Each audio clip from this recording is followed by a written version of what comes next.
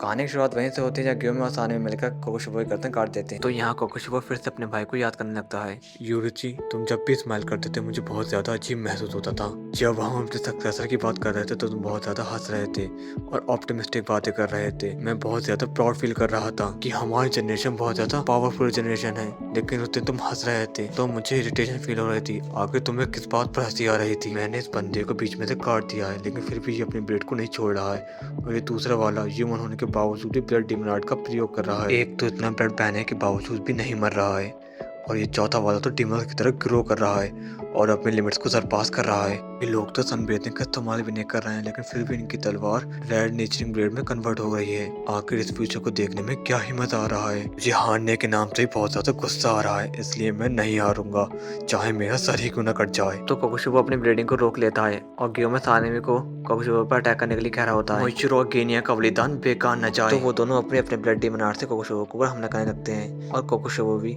मोइचिरो का हाथ काटकर उसकी तलवार और गेनिया की ब्लड डीमन आर्ट को अपने अंदर से निकालने लगता है।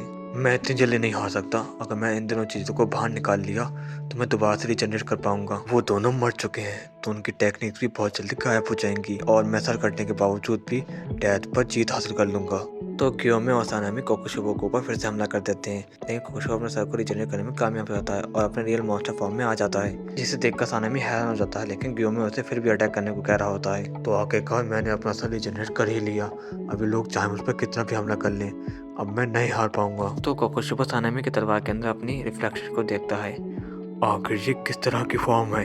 तो कोकोशुबो को फिर से यूरिची याद आने लगता है, जो उससे कह रहा होता है कि अगर तुम कंट्री के नंबर 1 सामुराई बने तो वो भी सेकंड सामुराई बनेगा।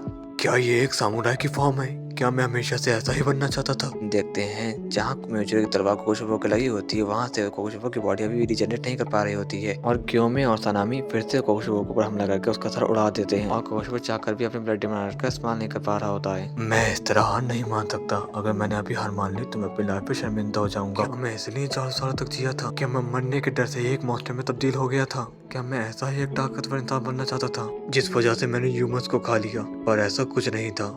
मैं तो बस यूरिची की तरह बनना चाहता था। जो लोग दोस्तों जलन महसूस नहीं करते वो तो बस लकी होते हैं, क्योंकि वो लोग किसी ऐसे से नहीं मिले होते हैं जिसे गॉड बहुत ज्यादा प्यार करते हैं। हम लोग ट्विंस थे, जिस वजह से हमें अनलकी माना जाता था, क्योंकि इससे सक्सेसर के टाइम पे प्रॉब्लम आ सकती थी। मेरा भाई एक अजीब से बर्थ के साथ पैदा हुआ, जिस वजह से मेरे बाप ने उसे मारने का हुक्म दे दिया, लेकिन मेरे माँ ने इसे मना कर दिया और वो बहुत ज्यादा गुस्सा हो गई। मेरे फादर ने डिसाइड किया कि उसे 10 साल की उम्र में टेंपल भेज देंगे। हम भले ही भाई थे, लेकिन हमारे रूम्स, एजुकेशन और कपड़े सब कुछ अलग था और इसी वजह से यूरिची कभी भी मेरी माँ की लेफ्ट साइड से नहीं हटता था।